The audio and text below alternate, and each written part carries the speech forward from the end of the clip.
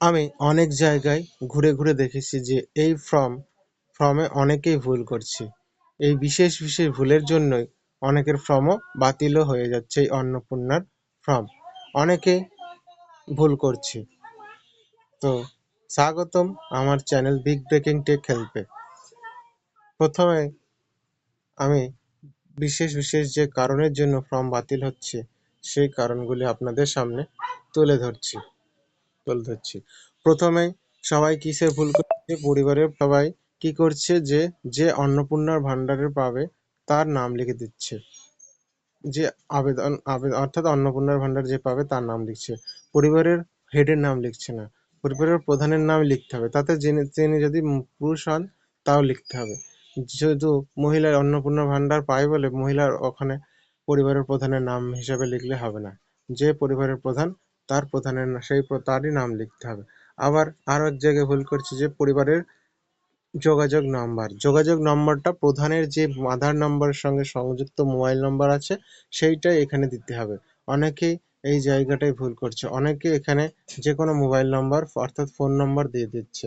আবার কি ভুল করছে যে বলেছে যে সদস্য নাম, এখানে নাম দিতে হবে, জন্ম তারিখ দিতে হবে, লিঙ্গ দিতে হবে, পরিবারের প্রধানের সঙ্গে সম্পর্ক দিতে হবে। অনেকেই তাদের সব সদস্যদের দিচ্ছে না, দুই একজনের দিয়ে ছেড়ে দিচ্ছে, যেতে তারা ভয় পাচ্ছে।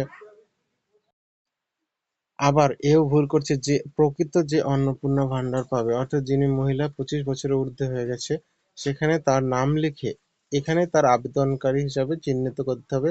এখানে ওপরে কি লিখেছে যে অন্নপূর্ণার যোজনার জন্য আবেদন করা হচ্ছে।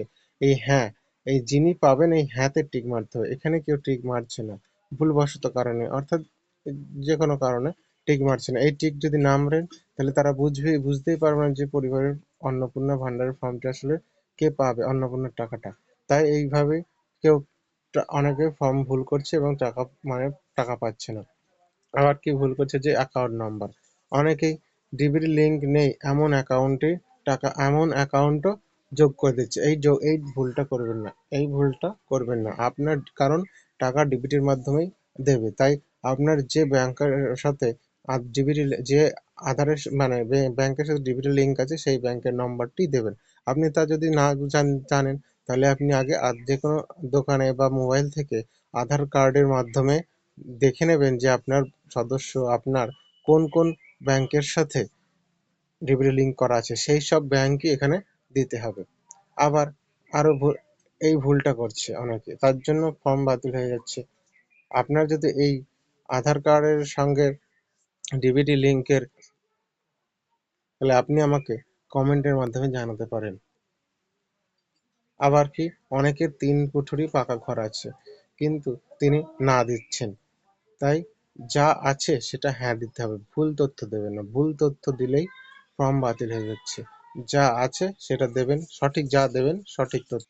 আবার অনেকে এই 10 নম্বর পেজে এই জায়গাটায় ভুল করছে, কি বলছে যে আপনি কি কোনো সরকারি প্রকল্পের সুবিধা ডিবিটির মাধ্যমে পাচ্ছেন।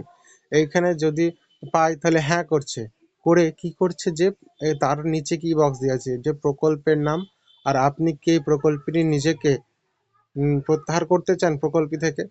অনেকে কি করছে যে হ্যাঁ বলে প্রকল্পের নাম লিখে হ্যাঁতে টিক মারছেন। এই হ্যাঁতে টিক মারলে কি হবে, হ্যাঁতে টিক মারলে আপনি আর এই যে প্রকল্পের টাকাটা ডিবিটির মাধ্যমে পান সেটা আর পাবেন না, আপনার নামটা ওখান থেকে অটোমেটিক বাতিল হয়ে গেল। তাই এই হ্যাঁটা অনেকে ভুল করে দিচ্ছে। এই হ্যাঁটা করবেন না, এই হ্যাঁটা করলেই আপনি যে আগের টাকাটা পেতেন সেটাও বন্ধ হয়ে যাবে, সেটা বন্ধ হয়ে যাবে। তাই হ্যাঁটা করবেন না। আর আপনি যাই তথ্য দেবেন সঠিক তথ্য দেবেন, ভুল তথ্য দেবেন না। কারণ ভুল তথ্য দিলে যদি কোনোদিন আপনার এখানে আপনার তথ্য যাচাই করতে আসে, যদি ভুল পায় তাহলে আপনার ফর্মটি বাতিল হয়ে যায়। তাই ভুল তথ্য দেবেন না, যাই দেবেন সঠিক তথ্য। তাতে তাতে আপনার যদি 3টে পাকা বাড়ি পাকা ঘর থাকে সেটাও দেবেন, আপনার যদি 4 চাকা গাড়ি থাকে সেটাও দেবেন। তাই কোনো ভুল তথ্য দেবেন না, ভুল তথ্য দিলেই ফর্ম বাতিল।